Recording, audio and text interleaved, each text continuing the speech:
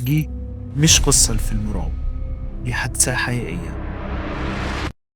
كان المفروض تكون مغامرة، رحلة تحدي للجبال والتلج ولدرجة الحرارة اللي وصلت لسالب 30 درجة تحت الصفر. لكن الرحلة اتحولت لكابوس. 9 شباب من متزلجي الثلوج قرروا يطلعوا رحلة تبدأ من جبل الأورال الجليدي لجبل أوتورتن على بعد 10 كيلومتر.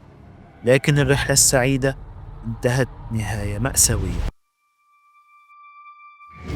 كلهم ماتوا، وكل واحد فيهم مات بطريقة أغرب من التاني. رحلة محدش رجع منها. أجسام متجمدة، عظام محطمة، ألسنة مقطوعة، وعيون مفقودة. كل ده ومفيش أي أثر أو دليل واحد لوجود اعتداء خارجي. مفيش حد قدر يعرف هوية الجاني. الشرطة قفلت التحقيق، والحقيقة اتدفنت تحت الجليد.